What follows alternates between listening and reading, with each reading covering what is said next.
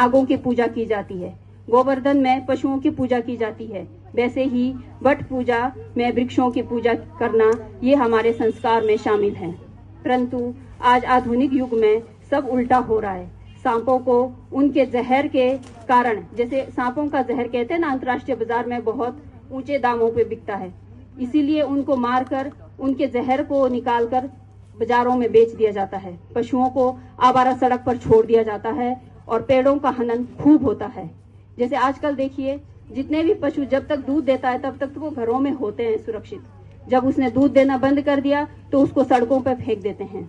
वैसे ही अभी पीछे बाढ़ आया था सराज घाटी में, एक बाढ़ के दौरान कितने सारे बाढ़ में जो है पेड़ नीचे आए थे, और इसका ये मतलब हुआ कि हमारे जंगलों को काटने के लिए जो है लोग, हमारे जंगलों को बर्बाद करने के लिए लोग जो है बहुत ही घिनौना कार्य कर रहे हैं। ऐसा नहीं होना चाहिए। इन सब के लिए हम महिला मंडल की महिलाएं आगे आएं और इन सब को रोकने के लिए हम अपना कर्तव्य निभाएं।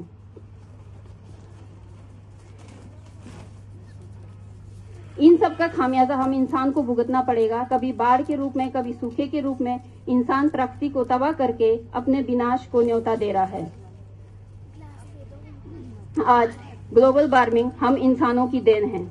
भारतीय विचार, भारतीय संस्कार ये मानता है कि पशु, मानव, वनस्पति, वन सब एक दूसरे से जुड़े हुए हैं। अगर पर्यावरण को नुकसान पहुंचता है तो मनुष्य भी स्वस्थ नहीं रह सकता। आज प्रदूषण, प्राकृतिक आपदाओं से पूरा विश्व जूझ रहा है। इसका कारण हम मनुष्य ही हैं। हमें जंगलों का कटान कम करना चाहिए, हमें पेड़ लगाने चाहिए और उनकी देखभाल भी करनी चाहिए। हमें जूट जैसी प्राकृतिक चीजों का इस्तेमाल भी बहुत बल्क तरीके से करना चाहिए। जब हम बहनें माताएं बाजार जाती है, हमें अपने साथ जूट का एक थैला लेकर चलना चाहिए, ताकि घर में जो भी सामान आए वो सिंथेटिक प्लास्टिक हमारे घरों में कम पहुंचे। हम भूल गए हैं कि प्राकृतिक हमारी इस्तेमाल की वस्तु नहीं बल्कि हमारी माँ है। आज हम अपनी माँ की छाती का सीना चीरकर इसका बिल्डिंगों का निर्माण कर रहे हैं। धरती माँ के कोख को फाड़कर सड़कों का जाल बिछा रहे हैं। पहाड़ों को काटकर नई नई सड़कों का निर्माण कर रहे हैं। हम मनुष्यों द्वारा किया गया जो भी कार्य है वो धरती को दुख पहुंचा रहा है और हमारी माँ के सीने को चीर कर, झकझोर कर लहूलुहान कर रहा है। ये बहुत गलत बात है।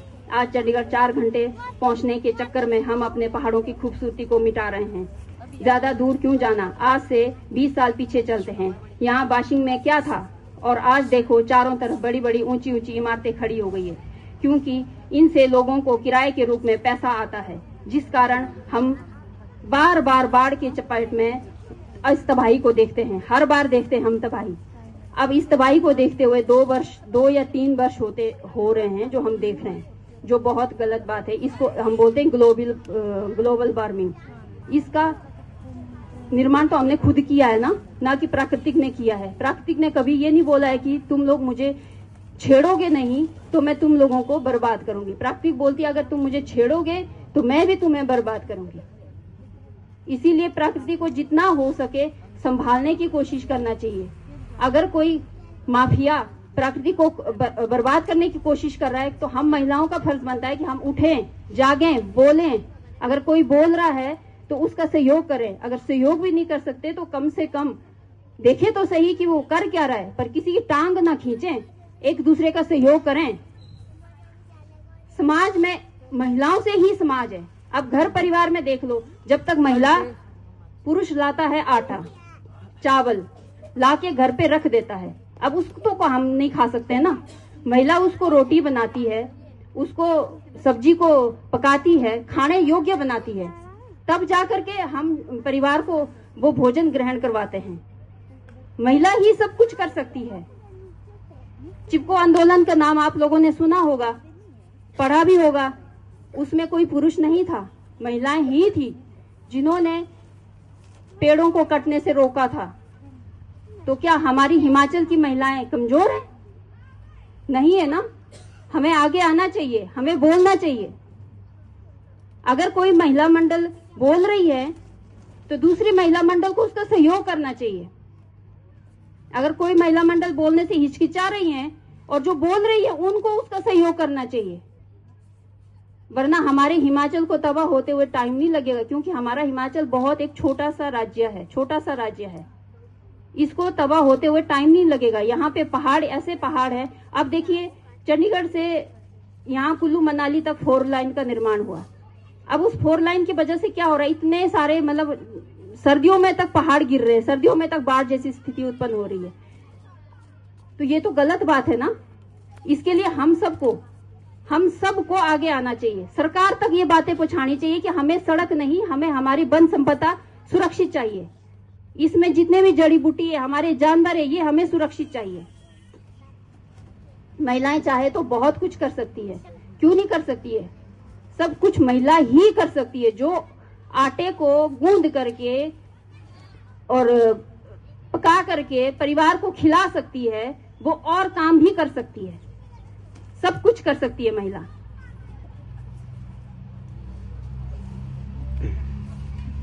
पर्यावरण को बचाना सिर्फ सरकार या किसी संस्था का काम नहीं है।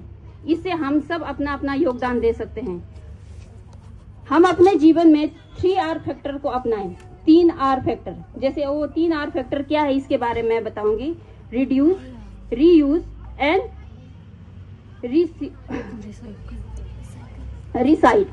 रिसाइकल।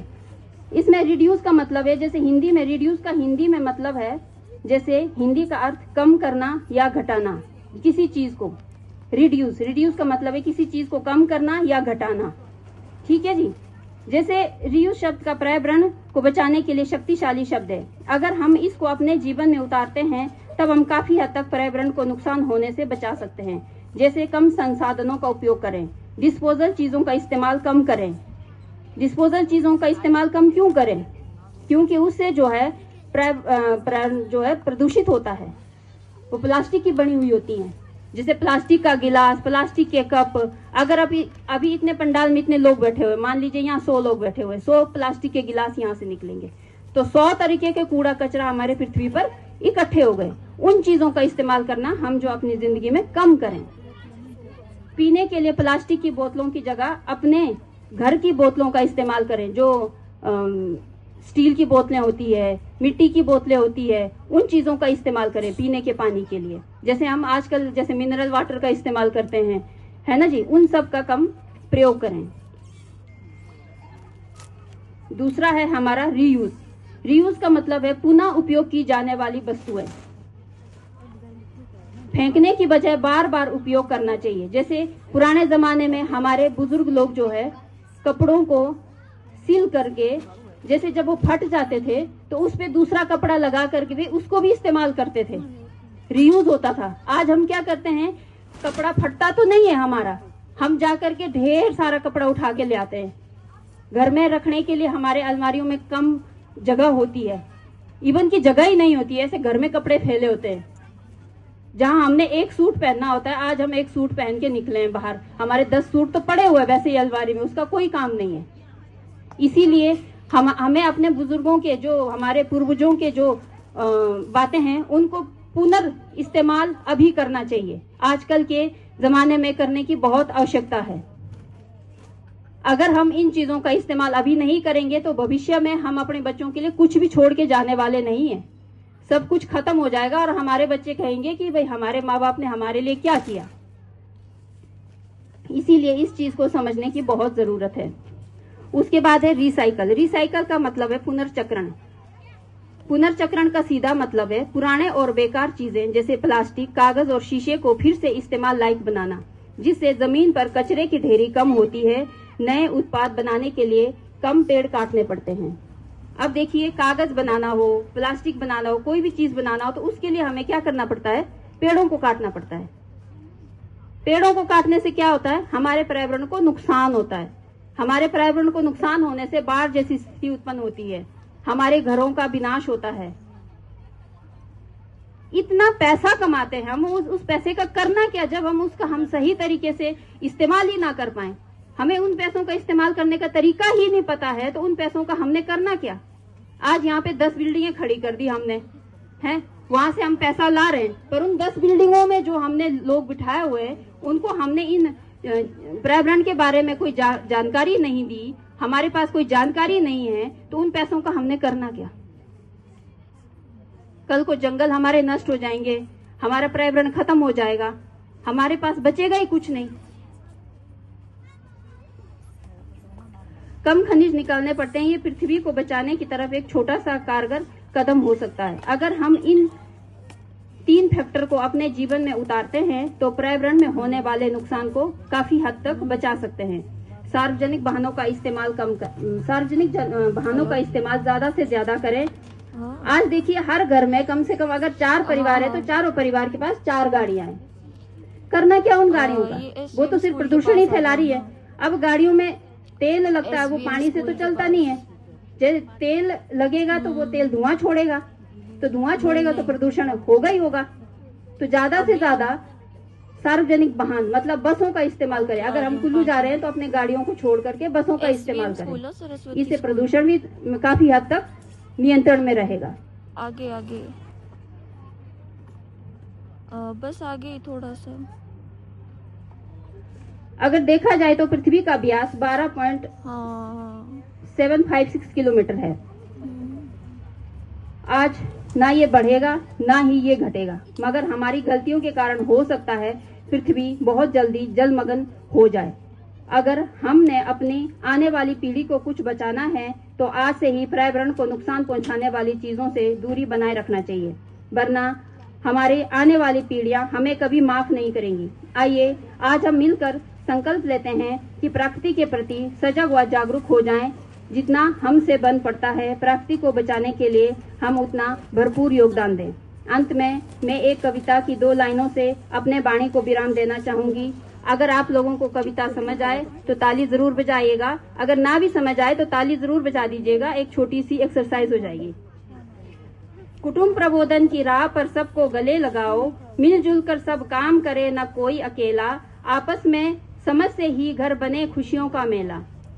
बड़ों का आदर करना, छोटों को प्यार सिखाना, संस्कृति की मर्यादा को पीढ़ी दर पीढ़ी बनाए रखना। ये प्रेम का बंधन है, परिवार की शक्ति है, अटूट विश्वास इसमें जीवन के हर संघर्ष में। जहाँ परिवार का प्यार है वहीं स्वर्ग का वास है। धरती माँ हमारी इसे न दुख पहुँचाना, वृक्षों को जीवन दे जल को बचाना, कुटुंब की एकता से जग में शांति लाना, पर्यावरण स्वच्छ रहे हरियाली लहराए, यही सच्ची सेवा यही धर्म कर्म है। आओ मिलजुल कर सब प्रण करें, परिवार को मजबूत और प्रकृति को खुशहाल बनाएं। धन्यवाद।